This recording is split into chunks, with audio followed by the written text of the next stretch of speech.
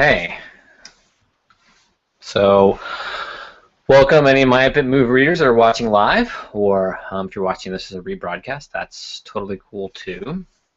So I decided to do this, How to Live a Mindful Life, All Questions Answered thing, based upon some feedback I got at a WDS about, which stands for World Domination Summit, which is a conference I went to, about connecting more with my community and getting more engaged. And so I decided this might be a nice way to answer some questions you guys might have and just kind of talk to people a little bit about my experience.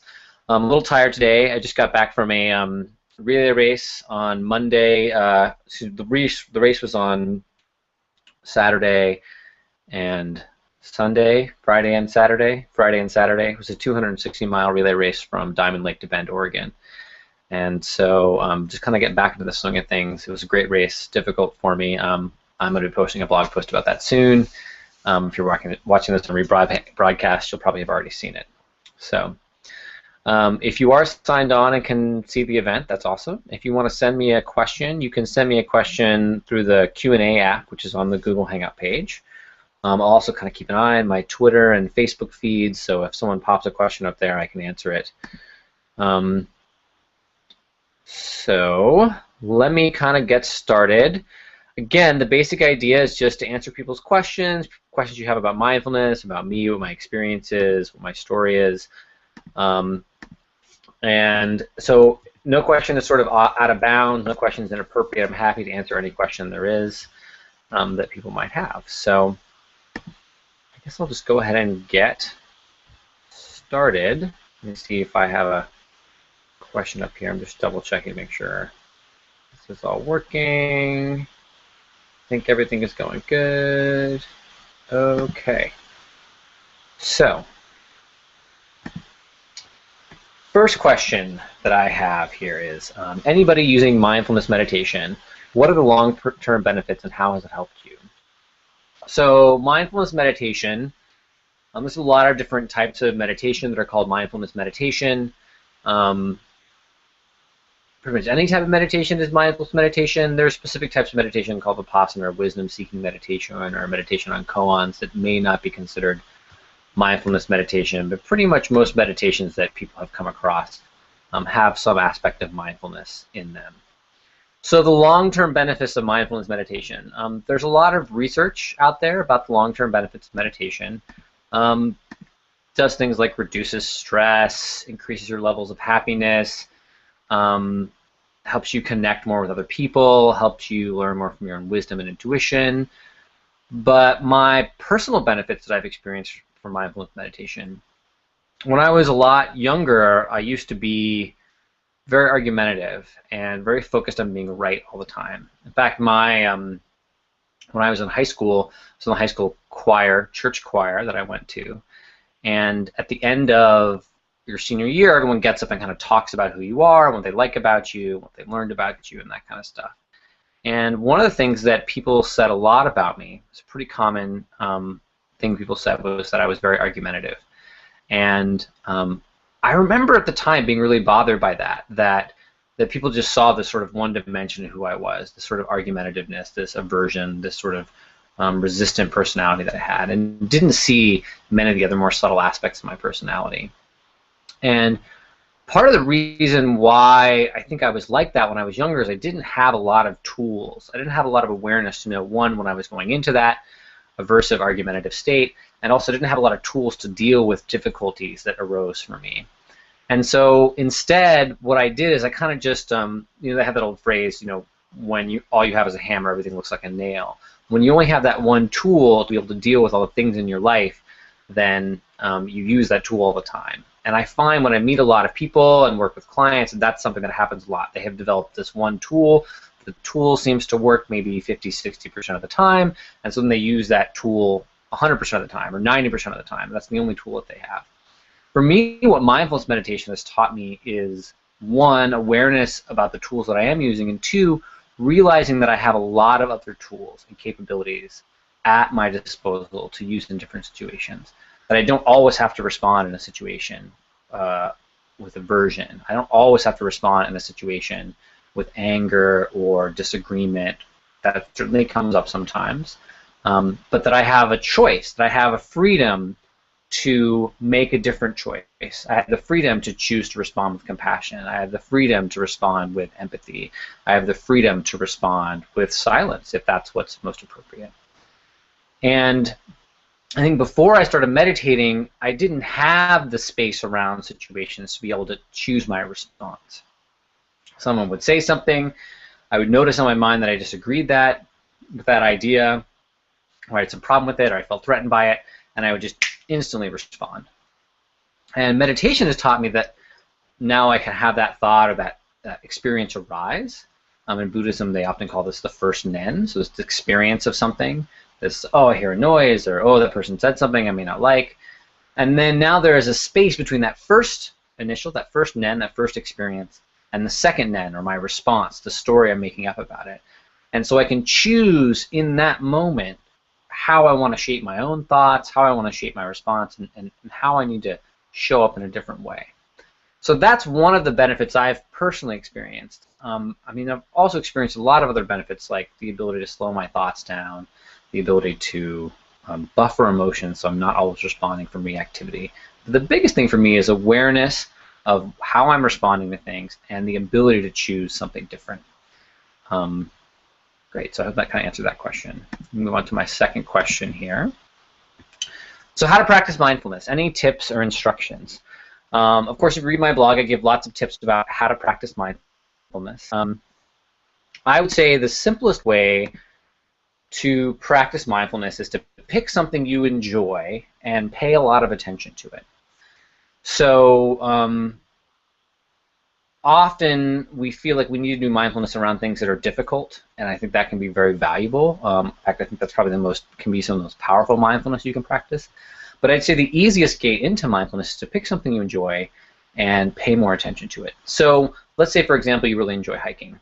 One of the things I got to do on this long weekend was I got to see some beautiful areas and running, kind of like hiking. I got to run around a little bit and enjoy nature. Excuse me for 1 second. And often when I've gone running in the past or gone hiking in the past, I've been very distracted, thinking about my day or listening to music. And what I found was, and rediscovered this weekend, is when I let go of those thoughts and stop listening to music and just pay attention to running or hiking or doing that physical activity, then I start to notice a lot of things. I start to notice, you know, the sounds my feet make when I'm running or hiking. I start to notice the way the leaves move in the trees. I start to notice sounds of birds and sounds of traffic and the way that the clouds are moving across the sky. I start to notice all these little things. So whatever it is for you that you find enjoyable, I would say start there and look at something interesting. So if for you it's you love eating, you know, ice cream, then get a bowl of ice cream, put 1 scoop in it, and just see how slowly you can eat that scoop of ice cream and notice it. How slowly you can observe, you know, what's going on with the textures there? How does the ice cream change over time? How does the flavor impact your mouth every time you take a bite? What does it feel like to get a little bit of a chocolate chip if you're eating chocolate chip ice cream and a little bit of vanilla?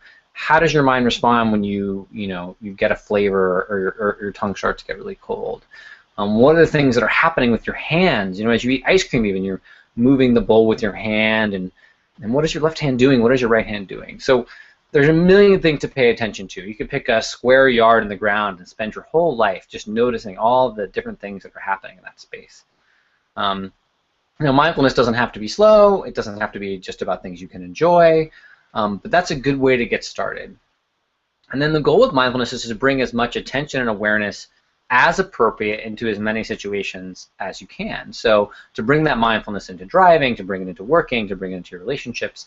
That doesn't mean you're always just like, you know, wide-eyed, staring, slowly watching the wind go every moment. That's wonderful, but in reality, you've got to do things like rush to get a bus and order food for lunch and talk to your friends. And so there's a way to be mindful and aware through all of that. But the easiest place to start is with something you enjoy.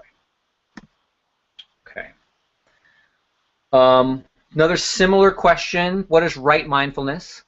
What do you think it is in your view? What is not to be forgotten? What is easiest to miss? What am I missing? Why? Is it denial? What am I denying? Your thoughts. So this is kind of a question about right mindfulness. So right mindfulness is part of the Eightfold Path that the Buddha laid out to get to enlightenment. So that's a pretty common thing that people kind of address. Now, I talk a lot to people that I'm not a sort of Buddhism expert. I've practiced Buddhism for a long time, but I'm not a Buddhist priest. I'm not a Buddhist teacher.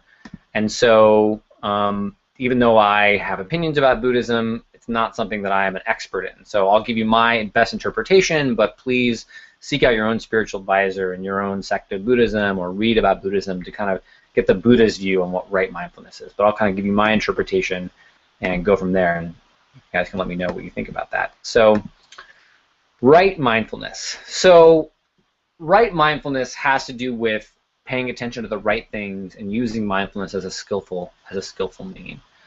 So there is a way you could use mindfulness to kind of tune out from your life. So let's say, you know, you've got to pay your electric bill, and instead of paying your electric bill, you're going to go like, that's an unpleasant thought. I'm just going to be present in this moment and not worry about my electric bill. So while there's some truth and some power in being present and not having anxiety of your electric bill, you still need to pay your electric bill. So that's still important. So right mindfulness is being mindful about the things that you need to be mindful about, the things that you need to pay attention to. And so if you want to practice right mindfulness, it's important that you not neglect the things in your life, that you're not neglecting what's going on in your world. Not that you're obsessing about them either or becoming anxious, but you're not too obsessive about them. Kind of going on the rest of this question. So what is not to be forgotten? What is easiest to miss? The thing that is not to be forgotten about mindfulness is that not about doing it perfectly. Not about being perfectly aware and going slow and being perfectly attentive. That's not right mindfulness. That's perfect mindfulness. And there's a reason why the Buddha didn't say perfect mindfulness. He said right mindfulness. Because we're imperfect beings, and we're going to practice mindfulness with the same level of imperfection that we practice everything else. And that's actually a beautiful thing, that we practice with imperfection, that we do things with our own flavor. Because if we didn't, then it would be really boring. A robot doing mindfulness just isn't as interesting in a lot of ways. Actually, a robot doing mindfulness is interesting, but not on the same level that we're talking about here. So what's not to be forgotten is that it's not about doing it perfect. It's about showing up and being mindful with whatever tools and abilities you have in that moment. It's not about, oh, there's somebody off in some monastery who does mindfulness more perfectly. There's this blogger who does great mindfulness. I should do mindfulness like him. However you show up and do mindfulness, that's the right kind of mindfulness. And knowing that over time, you'll develop skills, you'll develop abilities, there'll be merit that you gain from doing mindfulness. But it's not about you doing it perfectly every time. If 1 second of mindfulness is all you can muster today, that's more mindfulness, and that's better. That's an improvement. It's really about working with yourself and in a way, seeing how your own improvements go along with mindfulness. And also remembering that a lot of what's happening when we're practicing mindfulness is happening below the surface. It's happening on our subconscious level. So not to worry too much about the sort of immediate results of mindfulness, right? Like, I'm going to get this great result. I'm going to, you know, instantly have joy by doing mindfulness. You might feel better. I mean, you probably will feel better by doing mindfulness, but the effects are very long-term, and a lot of what's happening as you start to do mindfulness is really below the surface. You can't necessarily see it. Often other people will comment on your changes, the changes that have happened to you because you're doing mindfulness, before you even notice them. They'll say, oh, I noticed that you're a little more calm, or you seem more at peace. And I had a great example of this actually when I was working as a preschool teacher. I was talking to my boss about something, and I was telling her, like, this really bothers me, and I was really bothered in the meeting. And she said, you know, I really couldn't tell you were bothered in the meeting. I said, you know, that's, for me, I was upset, and that's how I was expressing it. And she was surprised because I'd learned from mindfulness to express things in a more subtle way, to not go over the top, to not be so dramatic. And so what to me seemed like a big reaction, I felt like bad in a way because I'd been so reactive. She didn't see that reaction. And I realized that I had learned to control my reactivity enough that now to other people it seemed very subtle. So that was very interesting to me to learn. I didn't know. I thought I'd been really reacting and really upset, and she didn't notice it at all. So it's interesting. Often our own internal interpretation of what we're doing is different from what other people see. What is easiest to miss about right mindfulness? I'd say the easiest thing to miss is appreciation for your ability to do it at all.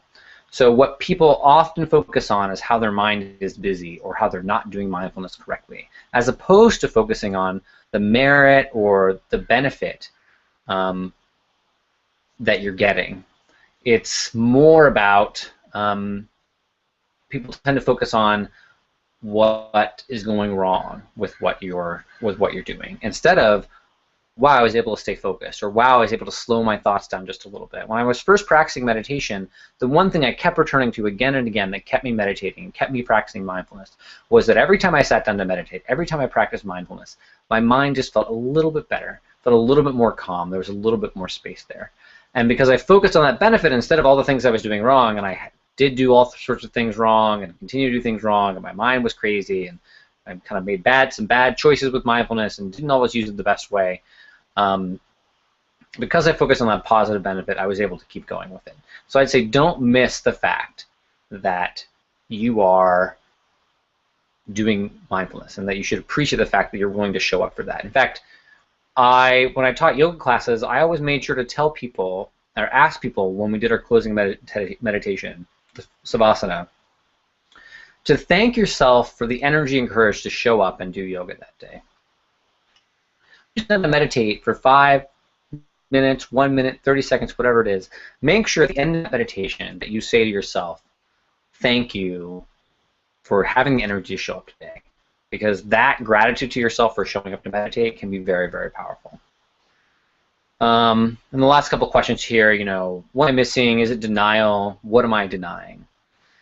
So when you first start meditating, you first start practicing mindfulness, even right mindfulness, there's a lot of things you're going to be missing that you're not paying attention to. So impermanence of the body, a lack of a permanent self, your attachment to things, you're not going to notice that kind of stuff, right? I mean, there's a lot of sort of deep, subtle Buddhist stuff that the Buddha noticed and people see, and as you practice Buddhism and practice mindfulness, that you start to notice about your life, the things you're attached to, and how you have certain preferences and how tightly you hold on to those preferences. At first, you're going to miss all those things, but eventually you'll start to see them, and as you see them, don't worry about the things that are underneath those layers you start to uncover. Just meet every layer of impermanence or delusion or obstacle that you confront one at a time. Because there's always some deeper layer that you can get into. There's always some part you can be looking for. But the real key is to deal with whatever the obstacle it is, whatever the layer you're missing right now, and pay attention to that. Okay, so that kind of answered that question. It's a deep question. There's a lot of questions there. So let's see what else we have here. Okay. Is it a good technique in mindfulness meditation to categorize thoughts as you let them through? Example, say to yourself, judgment at others when you get a thought like that, or fear of the future as you accept the thoughts and emotions and let them pass. I just thought this would be a good way to become mindful of the type of thoughts and emotions that run through us while going on about our daily business. So we are familiarized and not surprised by them, viewing the thoughts like old friends. Has this idea been spoken before in meditation philosophy, or would it be productive or counterproductive in your opinion? Yeah, that's a good question. There is a type of meditation you can do where you categorize your thoughts. I often don't recommend this as a beginning meditation. It's a little bit more of an advanced technique. It's very helpful if you want to learn about the things you typically think about. So people tend to have a preference, a sort of double preference. Either they think about things in the future, they have a future thinking mind, or they think about things in the past. So as they're meditating, they'll notice certain thoughts come up. Certain kinds of people have a lot of fantasies about the future or anxieties about the future. What's going to happen tonight when I go on this date? Is this person going to like me? Am I going to have a good time? What's going to happen when I get older? Am I going to have enough money? What's going to happen with my parents? A lot of future thinking thoughts. What's going to happen in the future? And other people have a lot of thoughts about what happened in the past. Oh, I remember when I was 13, I did that embarrassing thing. I can't believe I did that. Or, oh, I wish I would have asked that girl out in high school. She probably would have gone out with me. Or, oh, I wish I'd taken that job. I can't believe I didn't take it. We tend to have, most of us think of both, and our mind can kind of shift between those two. Like if we have an event coming up, we tend to be more future thinking. If we just went through a breakup, we tend to be more past thinking. But overall, we have a general tendency to be one or the other. I, for example, tend to think about the past more. I think about the future, but usually when I let my mind kind of wander, I often think about past things that happened. In fact, it's interesting that I have had old thoughts that just kind of bang around in my head again and again and again, even though I can't do anything about them. I've worked through them. I've done a lot of work around them. They kind of keep coming up. So, for example, a guy when I was in India ripped me off, and I have thoughts of injustice that just come up about that again and again and again. Oh, I can't believe he ripped me off, and I should have done this, and why didn't I do that? That was so stupid. And that guy's long gone. I'm never going to get my money back from him. He just ripped me off. That's just how it is, and I just have to accept that. And but it's interesting when the thought comes up, at least when it used to, it was like I was right there again. Like the guy had just ripped me off, and I felt that same anger and injustice.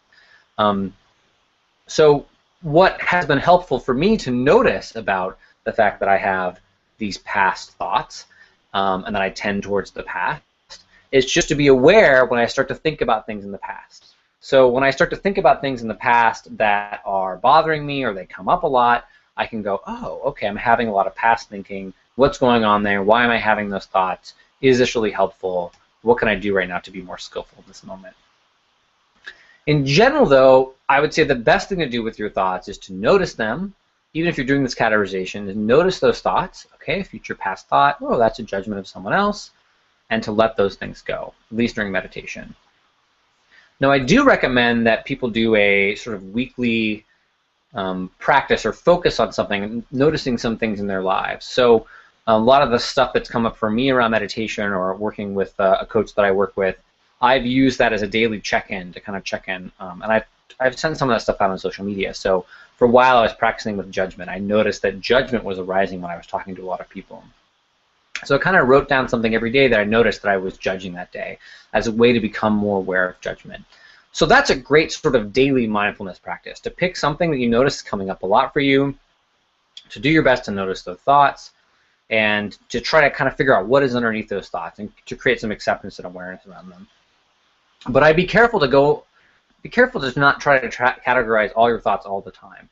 That can become a process of a lot of filing thoughts away and naming, judging thoughts. This is a good thought. This is a bad thought.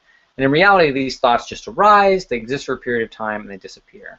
So trying to figure them out too much can become very tricky and actually not very helpful. So that's kind of my take on that.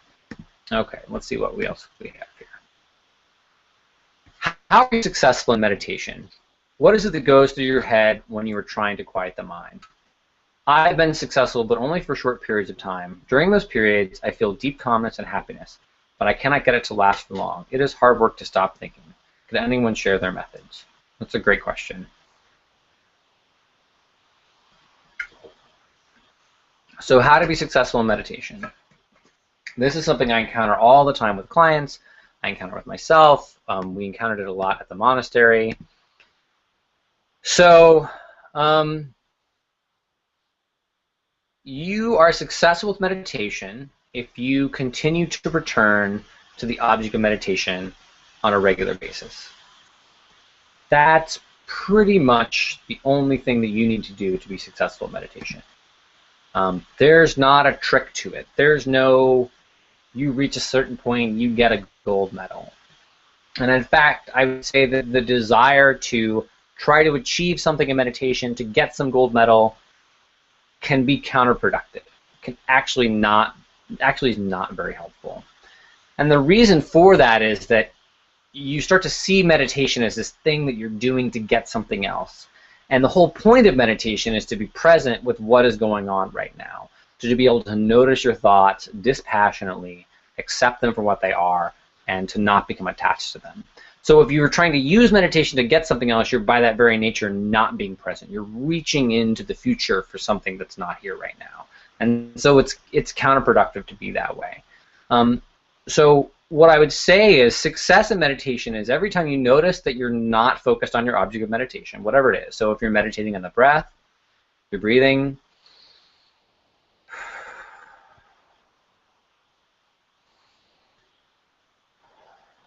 all of a sudden you notice a thought. Oh, there's a thought. I'm thinking about dinner. Totally not normal. What am I doing for dinner? I should have salad. Oh, but I don't like salad. Ranch dressing. Oh, but I don't have any ranch. I think I have that tahini dressing. But I don't like the tahini dressing. But, oh, I noticed I'm thinking about dinner. There's a choice here. You can think of like, oh, I can't believe I was thinking about dinner. I'm a jerk. I'm never good at this mindfulness stuff. Oh, I should just quit meditating right now. It's awful. Oh, I feel horrible. I feel bad now. I should just have a big burger for dinner and some ice cream. And what kind of ice cream should I get? Right, so that's sort of the one option, is you kind of feed into the story of how you suck at meditation. The other option, and the better option, is just to notice that's what you're thinking and say, okay, and then return to the breath. So you're breathing, you notice you're thinking about dinner, and you go, oh, I'm thinking about dinner. Okay, that's fine. And come back to the breath. And all of a sudden, oh, look, I'm thinking about meditation again. I'm thinking about dinner. I'm thinking about what am I going to do with my car later on? Oh, okay. And come back to the breath. So that's success. It doesn't matter if you return to the breath one time, if you're focused on the breath, almost the entire meditation, or if you have to come back again and again and again and again and again. That's not the frequency, right? It's not how successful you are maintaining a silent mind for longer and longer. That will naturally happen if you return.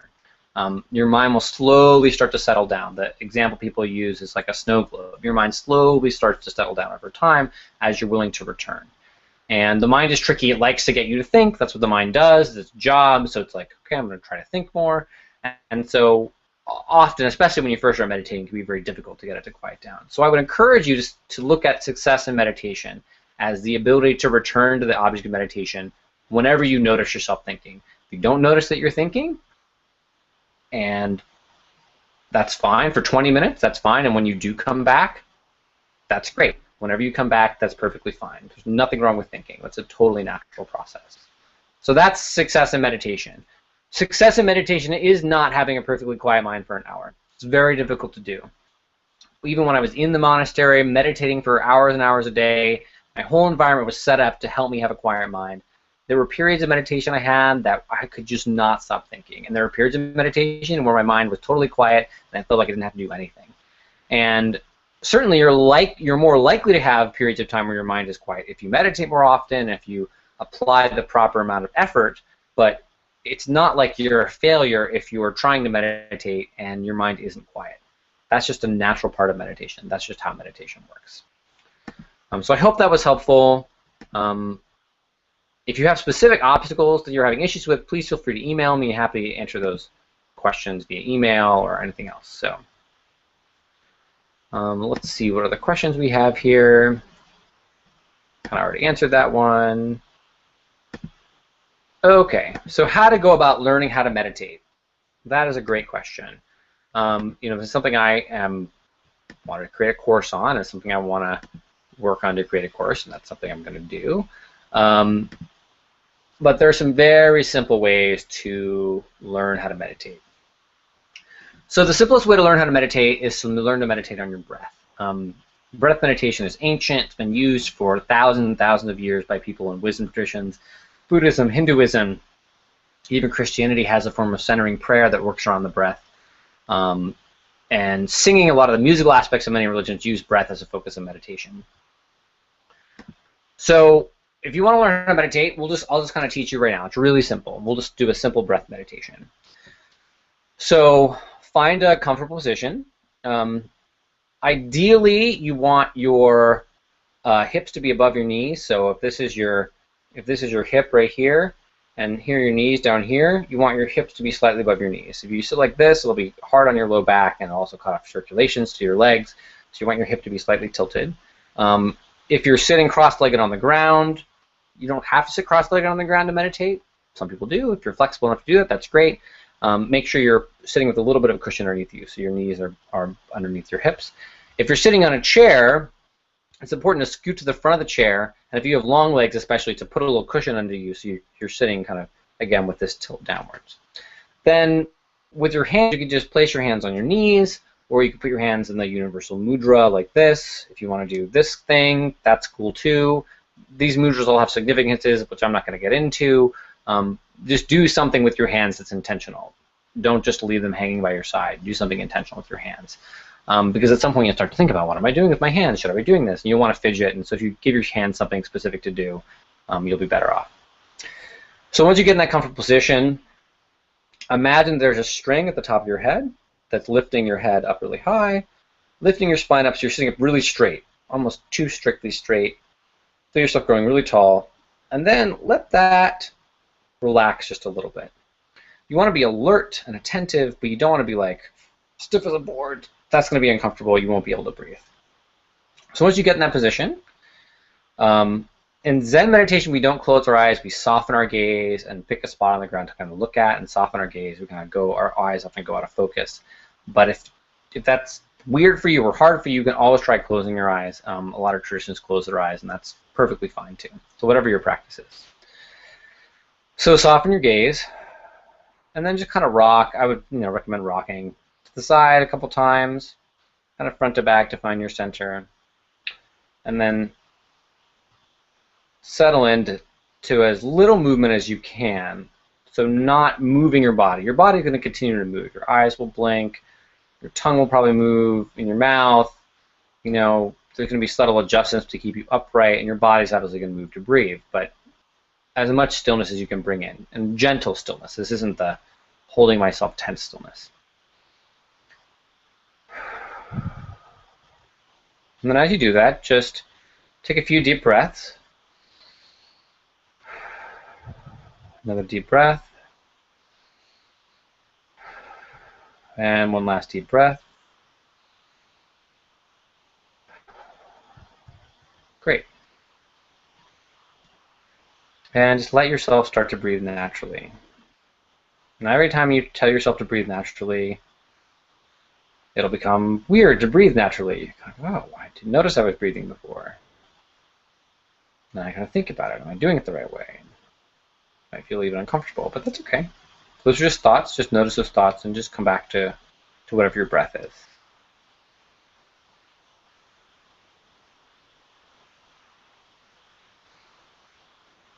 And then imagining that your attention, your conscious mind, your awareness is like a finger, and your breath is like the palm of your hand.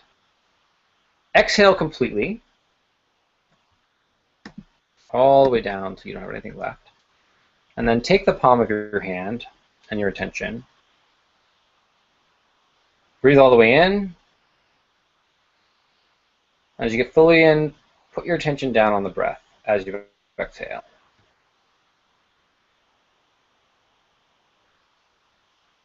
Bottom pause, lift your finger.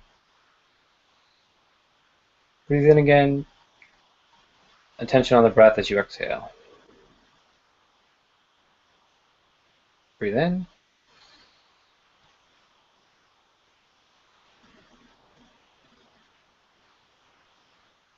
And in.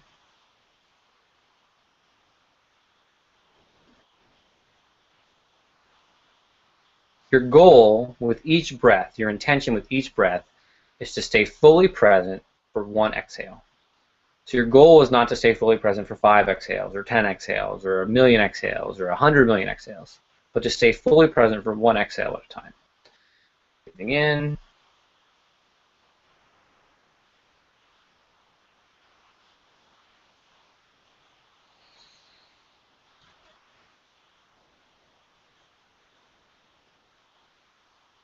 Notice yourself thinking. Perfectly fine. Breathe in again.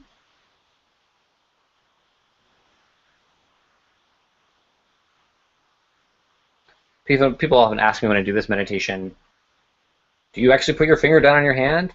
I do sometimes. You don't have to. It's about to give you giving you a visual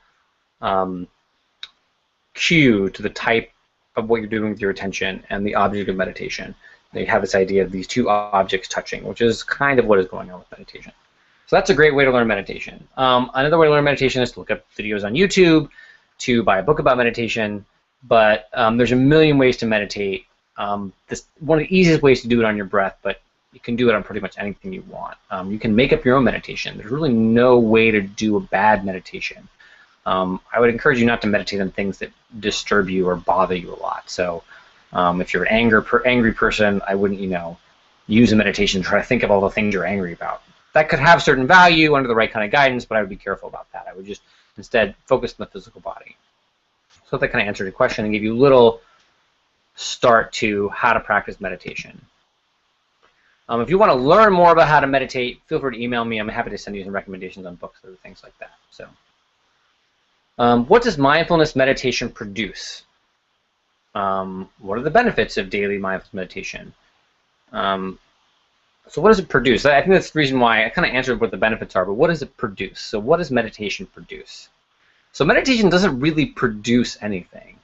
I think one of the problems that we have in our society and in our daily lives is we're always trying to produce things. We need to think everything needs to have a production, have like some sort of outcome that is we're going to get something from. So we want to compete in a competition and get a T-shirt and then a medal, and we want to play a video, get the high score, and have our name on, and do this, and so we produce. And producing stuff is fine. I think that being creative and creating things is wonderful. But meditation is one of those things where it's not about creating anything. In fact, the goal in Zen meditation we talk a lot about is to stop creating karma. That what we do in our regular lives is we're creating karma, and that karma keeps circling around us and causing problems. We have a job. We have a job so we can make money. We make money so we go buy stuff. We end up owning all this stuff, and this stuff becomes stressful, and we have to take care of it, and we buy insurance for it, and people take it, and we get mad at them, and we lose it, and we get mad at ourselves, and kind of continuing process of creating karma. And meditation, the goal is to not produce anything. It's just to be present with what is already there, to sort of unproduce these karmic patterns, to unproduce reactivity, to unproduce emotional strife, to unproduce stress. To just be present and let these things naturally unravel. So our lives are becoming tighter and tighter and tighter as we go along. So I hope that answered that question. I bought one of, this is another question. I bought one of Jon Kabat-Zinn's books. I'm interested in everything he says, but I'm still a little unclear about how mindfulness enriches your life. Can you enlighten me? I often come across the example of when I'm washing dishes now, I'm just washing the dishes and not doing anything else. Does this really make life richer or deeper? It's a great question. You hear a lot of these kinds of things about it's just about being present and experiencing what's now, and there's certain other sort of cliche things like this that have always bothered me. For example, you should live every day like it's your last. Well, if it's my last day, I'm not going to pay my water bill probably, and maybe I'm not going to buy half and half for the next day because I'm going to be dead tomorrow. Then the half and half I have in my fridge is going to be good, So it doesn't really make a lot of sense to live every day like your last. I mean, I understand the purpose behind it, right? To appreciate what you have now and to act on that level of appreciation. So when I'm washing my dishes, I'm just washing the dishes and not doing anything else. Does that really make life richer or deeper? So the short answer to that is my experience of meditation and mindfulness is that yes, that does make your life deeper. There is something very beautiful and powerful and enriching about being very present in what you're doing in that moment and experiencing it fully. That so often we experience our lives through so many filters, through the filter of media or social media, and maybe our cultural experiences and the experience of our friends and our own judgments about things and our own past traumas and reactivity. There's so much separating us from the actual experience. And in fact, when people go out and have experiences of experiencing something sort of purely, often it happens in nature or when they're doing athletics, when all their other thoughts and concerns drop away and they're just running or they're just looking at a waterfall, that they often talk about how beautiful that experience is. So there's something really beautiful in life and really amazing in life if you can get those filters away. That in reality, everything you're experiencing can be seen as wonderful and powerful and a beautiful expression of everything. But these filters are keeping us from seeing those things. So something as simple as washing dishes can be a beautiful experience, can be deeply enriching if you're doing it without the filters. Now, having said that, I think that it's important to not just do mindfulness. You also need to be doing what they talked about in the monastery is called character work. So you need to be doing things like cleaning up your karma and trying to find the right kind of job for yourself and being kind to other people and learning to communicate better. So it's not that mindfulness and meditation is a sort of panacea that just fixes all problems. It's helpful and it's a valuable tool, but you still need to be doing all these other things. You still need to buy half and half. You still need to buy health insurance. Though people might have their own opinions on half and half health insurance, that's fine. But you still need to do the things in daily life that are going to make you a better person. Mindfulness can just help you see the parts of your life you're maybe missing. Okay. Is Buddhism's teaching and mindfulness too simplistic? So let me tell you, one of the students in my meditation class asked this: what do you mean by happiness and kindness? In a world filled with stress and bad people, how can kindness and happiness enlighten you? Can you really become enlightened by breathing meditation and breathing your problems away? Don't you think it's a bit too simplistic telling a poor person without food on the table, sitting down, to sit down, breathe, and become happy? So, there's definitely truth to this. You know, there's definitely a reality to this. I have a roommate who is a socialist, and I have often gotten in discussion with her friends who are socialists about they want to fight for social justice, and they want to change the world and change the way whether things are fair, and help poor people get more empowered and change the sort of class structure in our society. And, you know, I think that their desire to help end suffering is honorable work, their methods aside, whether or not I agree with all of their politics or not. I think that what they're trying to do is help other people. And so on one level, you're right. Practicing meditation isn't going to solve the problems of poverty. It's not going to solve the problems of hunger directly, just by meditating in a way. But what meditation does, or what mindfulness addresses, is that until we clear up enough space around ourselves, until we extract ourselves enough from suffering, enough from our own obsessive, stressful, reactive thoughts, our ability to help other people is deeply limited. So our ability to really look at someone who's in poverty and figure out how to respond to them with compassion and help them in a really deep and meaningful way is very limited until we have enough space in our own lives to take care of ourselves. So if you just take the one teaching of mindfulness and sort of put it in a box, yes, in many ways it is too simplistic. But when you start to see what the results of that are over a period of time, you start to realize that when people take care of themselves, they naturally become compassionate. When people practice mindfulness, they naturally gain access to wisdom, and they feel a much more honest and authentic calling towards helping other people, and not one that comes from a sense of obligation or guilt or wanting to have status from helping other people. They feel very called to do it naturally, and it becomes a very natural extension of their lives. So I worked at one point in politics and in social justice, and to me, what I saw was a lot of people who were trying to help other people, but were in a lot of suffering themselves. And so I realized, and part of what led me to Buddhism and led me to mindfulness, was the fact that I realized in myself that the big problem was my mind and what my mind was thinking and the problems my mind were creating for me. And ever since I have done work around freeing up space in my mind, I have been able to respond to people more compassionately. And so my work, I'm very clear about this, my work towards social justice is to help individual people find space so they can be happy, so they can be more mindful, so then they can go out and respond in compassionate ways to others. That doesn't mean that I don't serve my community. I volunteer at my Buddhist temple. I teach a children's class. I try to contribute to positive causes. I try to be politically active. I try to do those things. But that's not what I'm particularly called to do. So even if you are called to do something with social justice, the practice of mindfulness can be very helpful in helping you do that work in a meaningful way. Sensations when doing mindfulness. So I recently started a mindfulness class because I suffer from anxiety and OCD. When I do mindfulness, I get weird sensations in my body and feel like everything is in slow motion. Is this common when doing mindfulness? So yeah, great question. Sort of weird bodily sensations when you're doing mindfulness. Totally common, normal thing to have happen when you're doing mindfulness. Not weird at all, happens to a lot of us. It's important to not get attached to these in a negative or a positive way.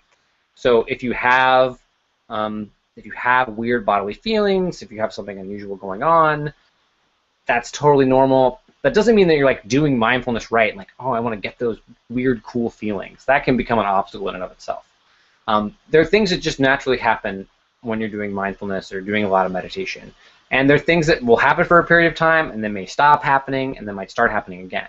So they're not a direct result of how good you're doing, right? They're just things that arise as you are going along. They are indications that you are practicing in the right way. They are indications that you are being diligent about how you're doing it. So if those things arise, you're like, oh, that's interesting, but don't get attached to them. If you find these things disturbing, I would encourage you to be very careful about the story you're creating about them. So often what happens, you'll have some sensation, we'll create a story about that sensation, and they'll be kind of caught in the cycle of that story. So I'll notice my leg is falling asleep while I'm meditating, and then I think to myself, like, oh, my leg falls asleep, it's going to fall off, I have to go to the doctor, I won't be able to walk anymore.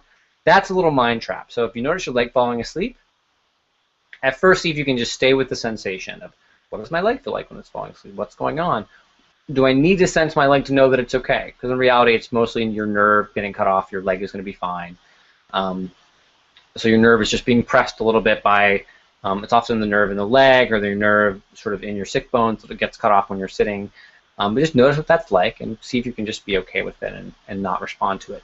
If you feel like it's really bothering you, can't stop thinking about it, I would encourage you just to move a little bit, practice meditating in a chair, to see if those lessens those sensations. But those sensations are normal, doesn't mean you're doing anything wrong.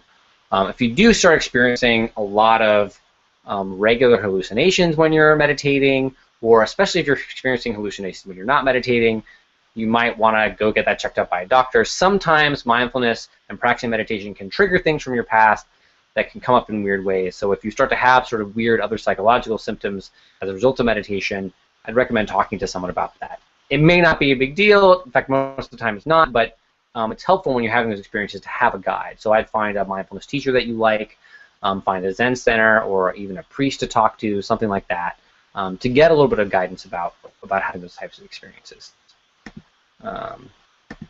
Okay.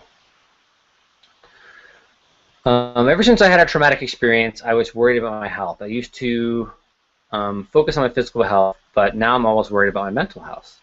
I'm always overanalyzing and checking if anything is wrong. I obsess over getting the worst mental illnesses. I can't stop thinking about my mental health. And also, when I was 13, I experienced a feeling like I was in a dream.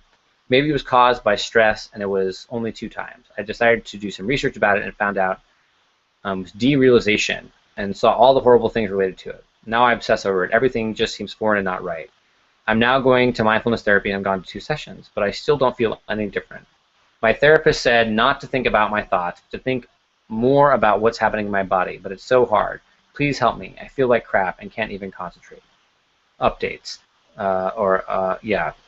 P.S. I tend to research things, which only makes my anxiety worse. I have stopped, but sometimes I tend to look up stuff once in a while. Okay. So this feeling like you're in a dream, there's some basis for that, right? I mean, life is in a lot of ways a dream. Where all these things are happening in the world in a way, and our senses are interpreting that data, and so everything that we experience is being interpreted through our senses. So we're not experiencing things in the same way as if we were just not sensing beings. Our senses are sort of these gateways for data to get into our body. And so the feeling of like you're in a dream that things are not quite right is a normal thing, right? I mean, if we really look at our experience, we realize that it's not as clear or as distinct as we think it was, that it's always being filtered through our senses. It's always being filtered through our brain. And so that's totally normal. Specifically about worrying about mental health and derealization, sometimes people do have dissociative episodes, especially when they're going through trauma or have a lot of anxiety. It's important to not try to seek those states out. They can be very comforting in some ways to become dissociated, and it has a lot of similar effects to what the effects of mindfulness might be. So in mindfulness, you might feel a feeling of your emotions dropping away. You might feel like you're not worried about things anymore. You might feel at peace. Dissociation is a little different. I mean, you become disconnected from your emotions, and you feel like you're out of your body. You may have an out-of-body experience, something like that. So even though they're similar, they're very different. And the reason how they're different, the way they're different, one is sort of a defense mechanism, right? This dissociation often happens because of trauma, and you develop a defense mechanism where you dissociate.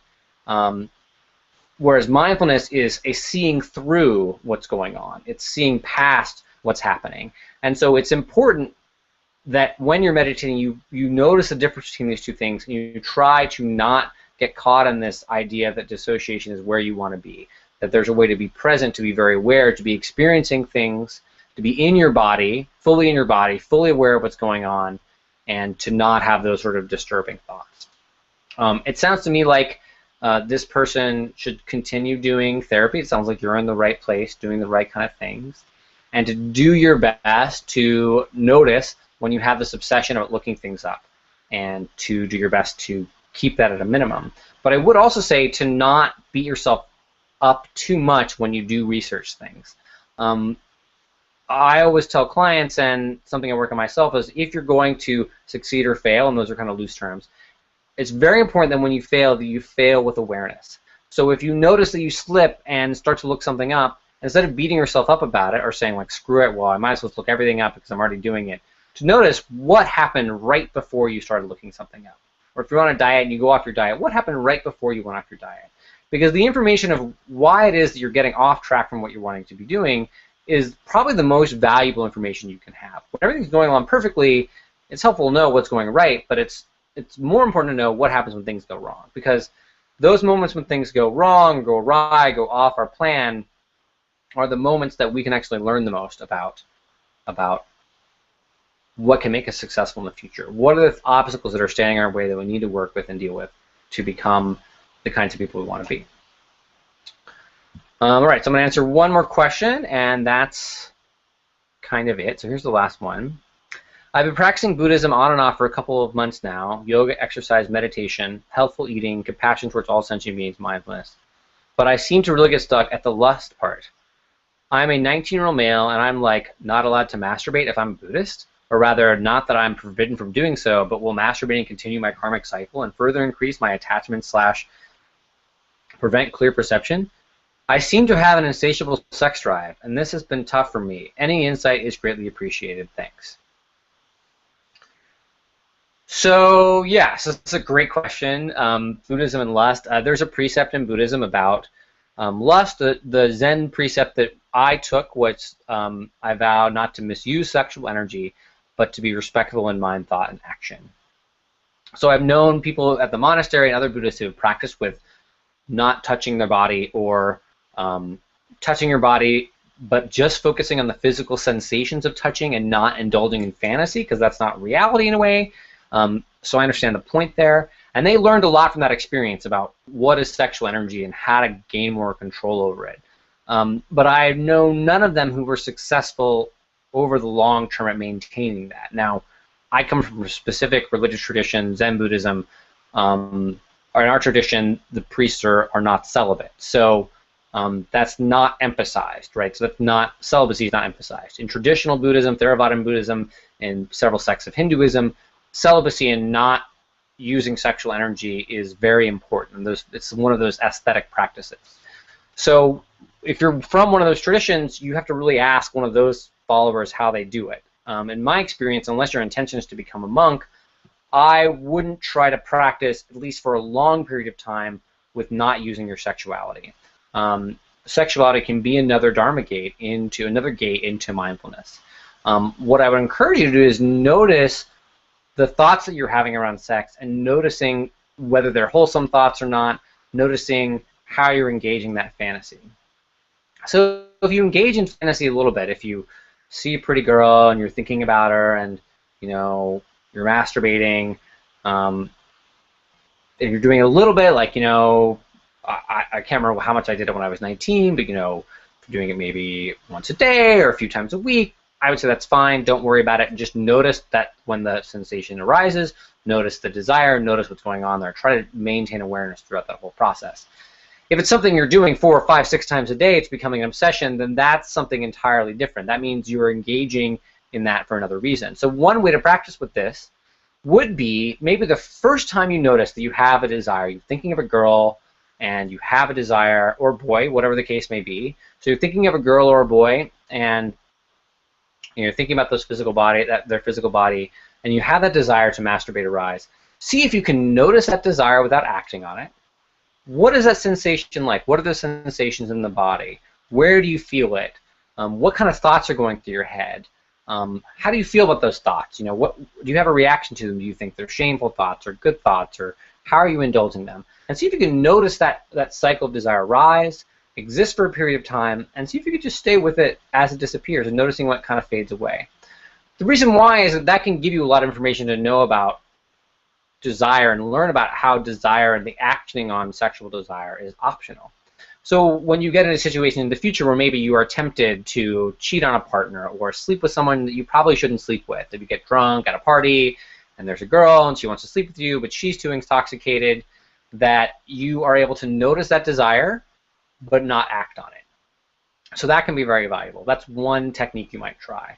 Another technique is if you notice you, especially if you are thinking a lot about women or the female form, or the male form for that matter, is try to break that form down and ask what of that form is really attractive.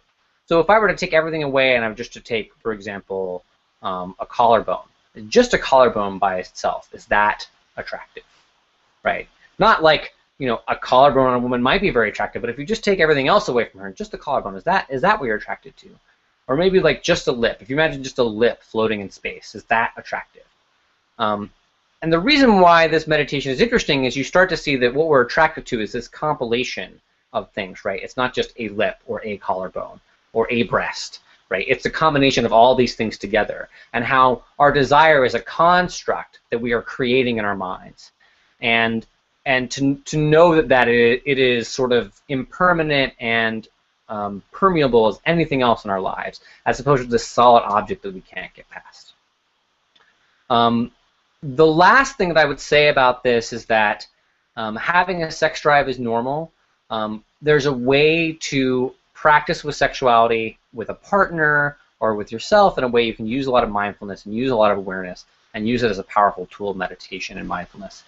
So don't look at this sexuality as the enemy, as being a problem. Just looking at it as another thought, another sensation that's arising, and you can choose to indulge in it and be mindful through the indulgence, or you can choose to refrain from it and be mindful of the refraining. Okay, so that's it for the questions that we had today. A lot of questions about Buddhism and mindfulness. I tried to group them together.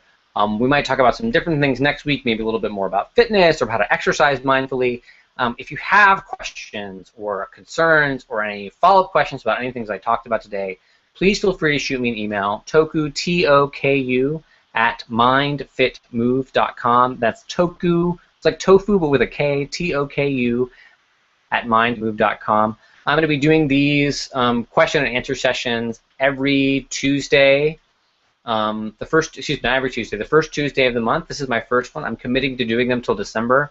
I will show up and answer questions, even if they're questions I find off the internet or questions that my sister sends to me, or questions that I get from my friends that I ask during the week. I'll continue to answer questions this first Tuesday, but I'd love to have you come on and ask me a question live and maybe have some follow-up questions. So I hope you'll join me again. The next one that we are going to do, let me make sure I get the time right here. It's going to be in September. I think it's September the 4th. Going the wrong direction. No, it is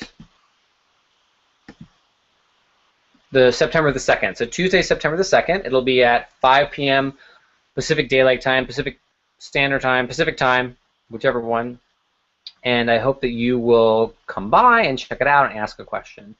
I'm also looking forward to, I'm going to start a 5-minute Friday, 5 Minutes of Wisdom podcast on Friday that should be coming up out here hopefully within the next month and a half. I want to make sure I get enough in advance that I'm ready to go. But if you have any questions or anything you'd like for me to talk about on that podcast, that video series, please let me know. And if you have any feedback on the blog, or if you're interested in coaching, working with me about any of this stuff, please feel free to get in touch with me and be happy to talk with you, answer your questions, even if it's not in this format. So thanks very much, and I hope all of you have a great day, and I hope that you will all enjoy a week that is mindful and aware and accepting of every part of who you are. Thanks a lot.